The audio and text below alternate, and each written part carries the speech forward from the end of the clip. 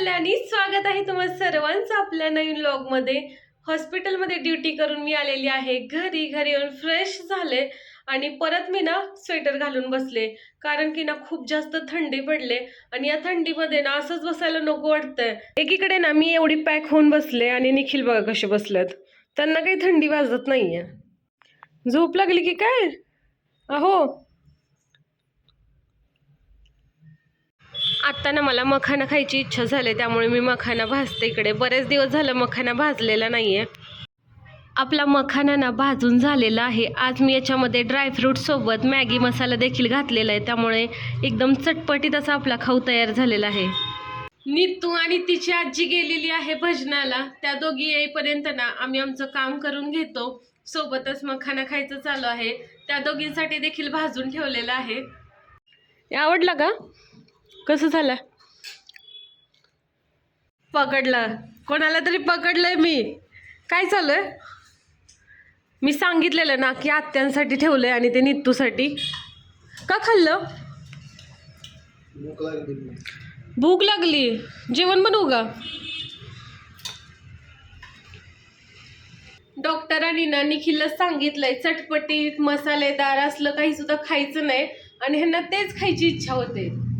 वजन कमी करायला सांगितलंय साहेबांना आपल्या। माझी आजची व्हिडिओ एडिट करून झालेली आहे। व्हिडिओ बघत बघत ना मी लसूण देखील सोललेलं आहे। दोन दोन कामं एका वेळी करून घेतली। नीतू आलेली दिसते बाहेर, तिच्या पावलांचा आवाज येतोय, ती आवाज देईल आता। आई आई, हे बघा नीतू खाली दिसते। काय ग?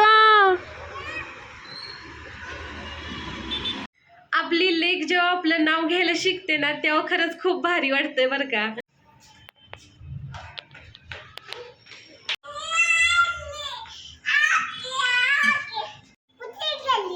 मी नाही कुठे चालली, तू कुठे गेली होती? कवर तुटलं? हा, बाबा गेले बाहेर फिरायला, येतील थोड्या वेळात। आता मी तू खूप छान दिसते। आता मी बोलणार कोणाबरोबर? होय का? कुठे? भजनाला? आम्हाला पण नेणार का? का बरं? बघा कशी मस्ती चालू आहे नीतूची। कोणतं गाणं म्हणलीस तू भजनात?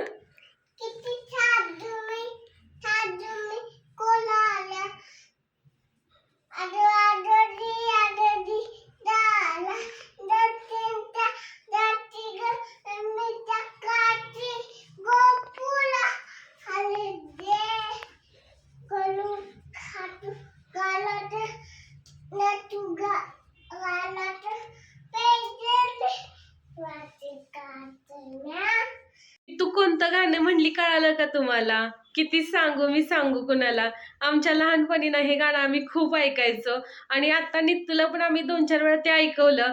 तिच्या भजनामध्ये पण ते गाणं म्हणतात, आणि ती टिपऱ्यावरती पण म्हणते आता, तर तिला ते गाणं खूप आवडायला लागलंय। आलेले आहे किचन मध्ये, पटकन स्वयंपाकाला लागूया। आजच्या जेवणामध्ये आपल्याला बनवायची आहे मेथीची भाजी। मस्तपैकी भाजी धुवून घेऊया अगोदर।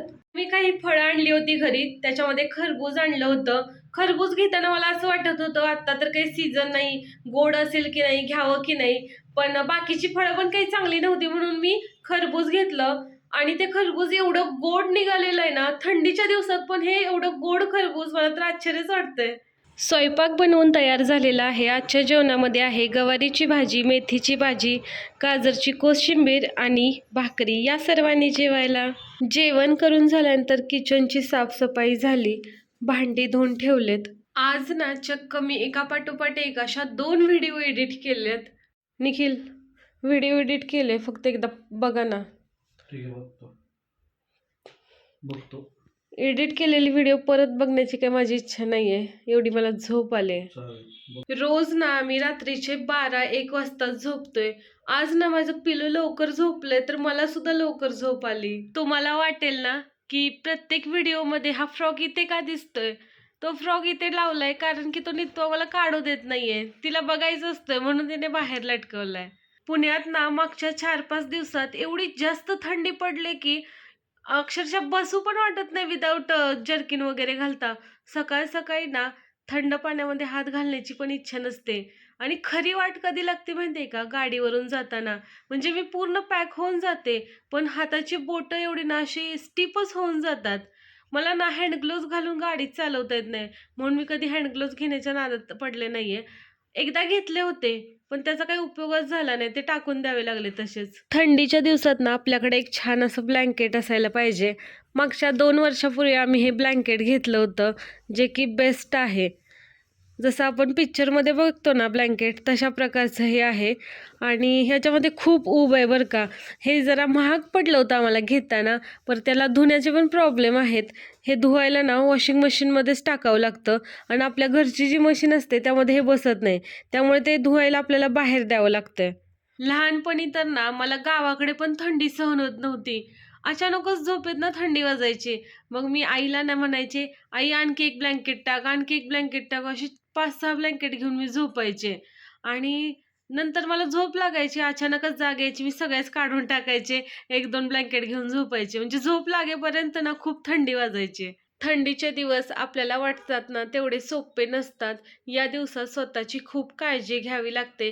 त्वचेचे काही नुकसान व्हायचे असतील ते छोटे-मोठे असतात, ते तर होत राहतात.